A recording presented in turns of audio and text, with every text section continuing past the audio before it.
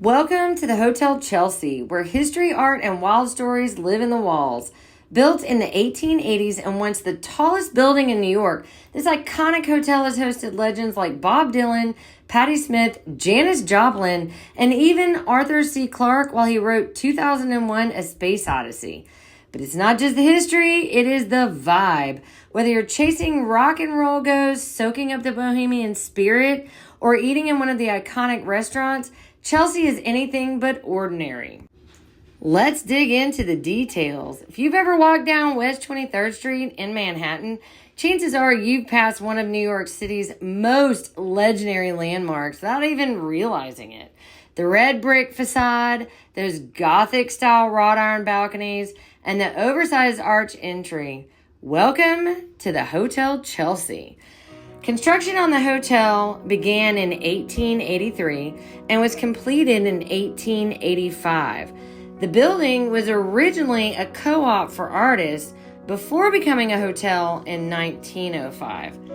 And the artists? Andy Warhol was a regular, and his photo taken in one of the booths at the restaurant is featured prominently in the restaurant. Janis Joplin and Leonard Cohen had a famously tangled fling here. Bob Dylan wrote songs, and Patti Smith captured the whole vibe in her memoir, Just Kids, which was a raw, beautiful tribute to her time at Chelsea with photographer Robert Mapplethorpe. Not all stories from the Hotel Chelsea are glamorous. Some are infamous. In 1978, punk rock icon Sid Vicious checked into room 100 with his girlfriend, Nancy Spungen. On the morning of October 12th, Nancy was found dead with a single stab wound to the abdomen. Sid was arrested and charged with her murder, though he claimed he didn't remember what had happened. Room 100 became permanently linked to their tragic story and was removed later during renovations. But the Hotel Chelsea wasn't only a stage for scandal and sorrow. It was a sanctuary for artists, dreamers, and icons who shaped culture across generations. Long before the rise of punk rock, Mark Twain, one of America's greatest literary voices, stayed here, proving that the Chelsea's magnetic pull was already in motion by the late 19th century. And in the decades that followed, the hotel's guest list became a dazzling who's who of revolutionary creatives. In the 1980s, a young Madonna called the Chelsea home. Long before she was a global pop icon, she was just another ambitious artist trying to make it in New York. In 1992, she returned to her Chelsea roots to shoot a photo spread for her very provocative book, Sex. Choosing room 822 as her set, adding a sultry chapter to the hotel's already wild side. But Madonna wasn't alone. The Chelsea attracted some of the most bold, genre-defying women of its time. Viva, one of Andy Warhol's favorite superstars, lived at the hotel for years and even raised her children there. With her unapologetic performances and radical views, she became part of the Chelsea's living, breathing performance art. Nico, the haunting voice of the Velvet Underground, wrote and performed Chelsea Girls here. Also a Warhol muse, her melancholic music gave the hotel a touch of dark glamour, often mirroring the vibe and the very halls that she walked. Fashion icon Betsy Johnson brought a totally different kind of energy. With her eclectic personality and punk meets pretty design, she kept an apartment here for decades. She embodied the Chelsea's flair for chaos and color, often drawing on its eccentric vibe as inspiration for her fashion shows. And then there was Grace Jones, singer, model, icon. Her appearances at the Chelsea were the stuff of legend. With razor-sharp cheekbones and a personality that could silence a room, she commanded the hotel's nightlife with her fearless avant-garde presence. All of these women, writers, singers, performers, rule breakers, left their mark, not just on the world, but on the very walls of the Chelsea. Their stories are part of the reason the hotel remains more than just a building. It's a living museum of rebellion, reinvention, and unapologetic creativity. The Chelsea wasn't just a playground for rock stars and fashion icons. It was also a refuge for literary minds grappling with love, loss, and the weight of genius. One tragic example from room 205 is the story of Welsh poet Dylan Thomas. Rumor has it that after drinking 18 whiskeys in a row, he fell into a coma and died. It was later confirmed, though, that he died of pneumonia. Arthur Miller, the Pulitzer Prize-winning playwright behind Death of a Salesman, retreated to the Chelsea in the early 1960s after his high-profile split from Marilyn Monroe. It was within these very walls that he wrote After the Fall, a deeply personal and emotionally raw play inspired by the breakdown of their marriage. The hotel became his sanctuary and confessional, its creaking hallways echoing with the tension of reflection and regret. Though Marilyn Monroe herself never stayed at the Chelsea, her spirit lingers in the work Miller crafted here. Through him, she left a ghostly impression of the hotel's literary legacy. Another thread in the Chelsea's intricate tapestry of heartbreak and brilliance. Not every young actor dreams of glitz and glamour. Some dream of grit, art, and history. For Ethan Hawke, the Hotel Chelsea was that dream. At just 19 years old, Hawke moved into the iconic hotel, drawn to its magnetic reputation as a haven for artists, misfits, and revolutionaries. In his own words, if you want to be a Catholic priest, you might take a trip to Notre Dame. But if you dream of being a bohemian weirdo, then your Mecca is the Chelsea Hotel. Living at the Chelsea was more than just a cool address, it was a rite of passage. Surrounded by decades of creative ghosts and living legends, Hawke found inspiration in every floorboard and paint-chipped wall. And that inspiration turned into art. In 2001, he directed his first feature film, Chelsea Walls, right inside the hotel. The movie captures the messy, passionate lives of struggling artists living under its roof and features a stellar cast, including Uma Thurman, Rosario Dawson, and Chris Christopherson. But the Chelsea wasn't just his artistic launchpad. It also became a place of return. Following his divorce from Uma Thurman in the early 2000s, Hawke came back to the hotel once again, finding comfort in its time-worn rooms and timeless spirit. For Ethan Hawke, the Chelsea wasn't just a building, it was a muse, a place of freedom, heartbreak, and rebirth. And like so many before him, he didn't just live at the Chelsea lived in him. Let's circle back for a moment because no story about the Chelsea is complete without diving a little deeper into three of its most legendary voices, Janis Joplin, Bob Dylan, and Leonard Cohen. Janis Joplin, the raw, soulful force of the late 60s, stayed at the Chelsea during her electric rise to stardom. It wasn't just a place to crash, it was a backstage, a bar, and sometimes a battlefield. One of her stories involves Leonard Cohen, who she reportedly met in the elevator. Their brief but passionate affair became the inspiration for Cohen's haunting ballad, Chelsea No. 2. In it, he remembers her with a mixture of admiration and sorrow, singing, "I remember you well in the Chelsea Hotel. You were famous and your heart was a legend." Bob Dylan also called the Chelsea home during his early days in New York, back when he was just still a scruffy kid from Minnesota trying to carve out a name. The Chelsea was his home. He wrote many of his songs from Blonde on Blonde while staying in room 211. Lyrics that captured the chaos, beauty, and heartbreak of the city unfolding outside of his window. The hotel became a quiet collaborator in his genius. And then there's Leonard Cohen himself, poet, songwriter, philosopher. He stayed at the Chelsea throughout the late 1960s when he was just transitioning from literature to music. For Cohen, the Chelsea was a place where artistic boundaries dissolved. His work during this time was influenced with the mystery and intimacy that defined the hotel itself. Each one of them, Joplin with her fire, Dylan with his storm of words, and Cohen with his whispering soul, they left a presence, a feeling, like echoes in the walls. The Chelsea didn't just host music history, it was music history, lived in real time. But even legends need a revival. The Hotel Chelsea, a beacon of Bohemian culture and artistic expression, and after decades of wear and tear and a whole lot of wild nights, closed its doors to the public in July 2011, marking the end of an era that spanned over a century. What followed was one of the most ambitious restoration projects in New York hotel history.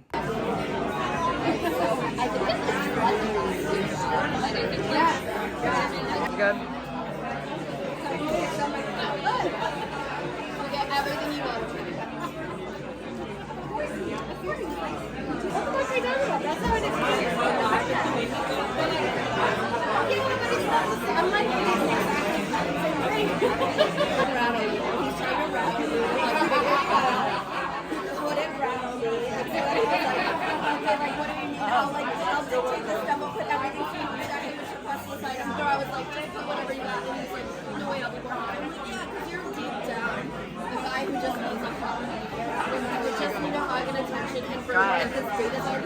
It's still hot.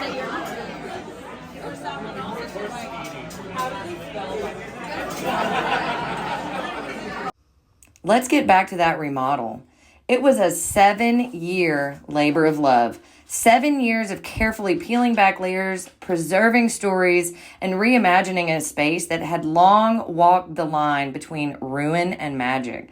This wasn't just a renovation, it was a resurrection. The new owners made it their mission to honor the soul of the building. Much of the original wood flooring was restored, tin ceilings with their intricate vintage patterns were uncovered, cleaned, and returned to their original former glory. The hand-carved moldings and antique glasswork were salvaged whenever possible. The iron railings of the staircase were brought back to life, and even the tile floors were lovingly patched and kept. Proof that the Chelsea bones were too strong to be erased. I cannot talk about how excited I am with our room at Hotel Chelsea. So one of the things I want to show you guys first. Obviously, it was super comfortable. Lots of people, let me just go ahead and... It was amazing. Okay, the other thing that I really love is, look. What? And then it matches the beautiful, okay. Next, follow me into the bathroom.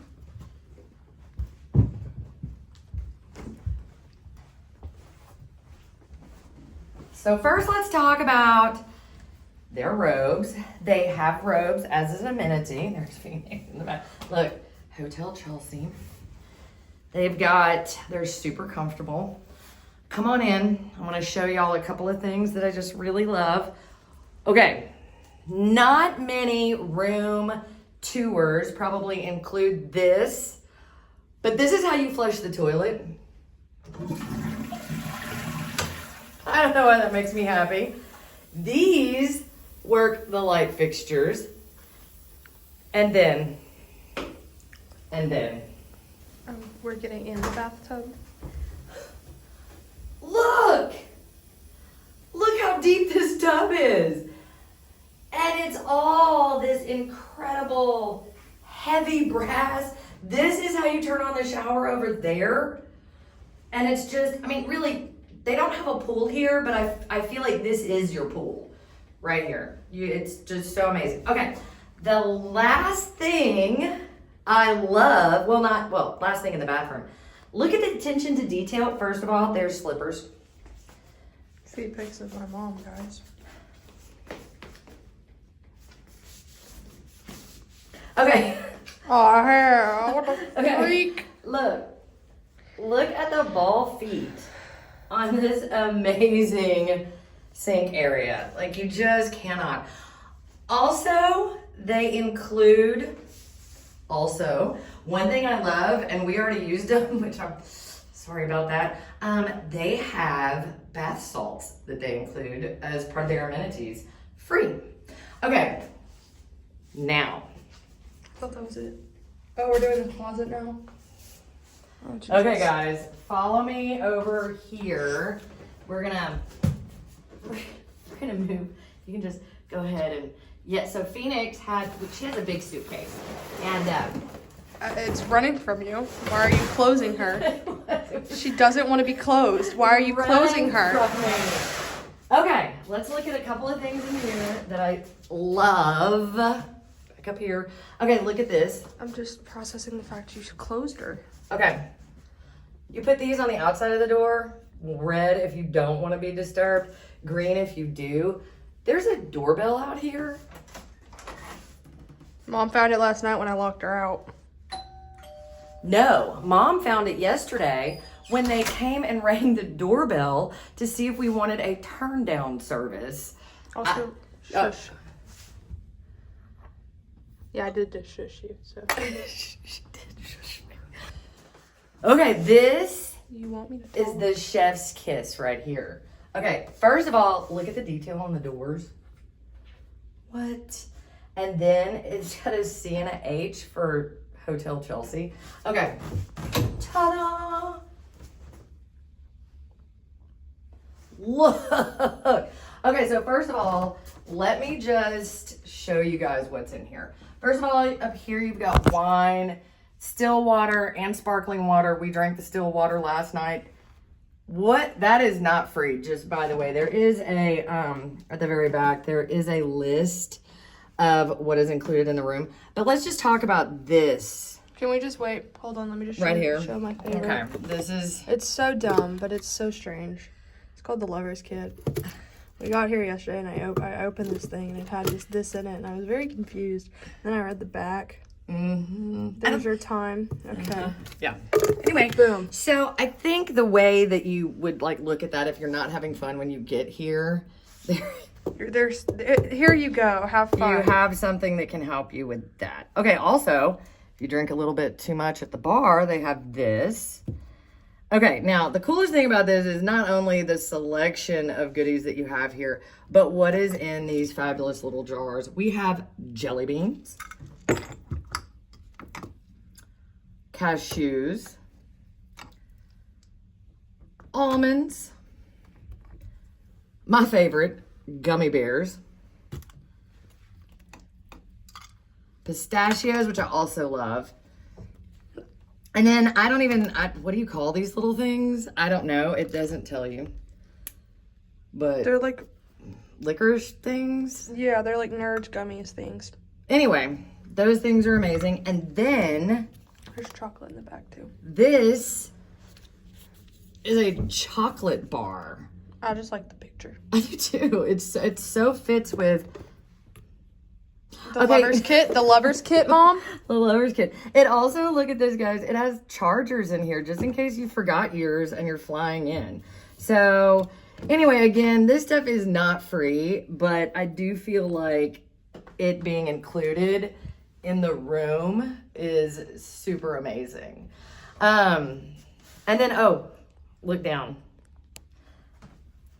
Look at the detail on the hardwood floors. Okay, so that's our room at Hotel Chelsea. This place is everything I dreamed it would be, for sure. On the rooftop of the legendary Hotel Chelsea, you'll find more than just a view. There's a workout room and a few cozy tables, perfect for sipping your morning coffee or that glass of wine to wind down in the evening. It's equal parts hustle and hangout. Also, pro travel tip, work out at night for the full experience. As we wrap up our journey through the iconic Hotel Chelsea, we're reminded that these walls didn't just witness history, they helped shape it. From poets and painters to punk rockers and movie stars, this was more than just a place to stay. It was a place to create, to fall in love, to fall apart, and leave a mark. The faces you see here weren't just guests, they were part of the Chelsea's soul. And somehow, even after the renovations and the quieting of the chaos, you can still feel their presence and their stories. Thanks for exploring with us. Make sure to follow us and subscribe to see where we end up next.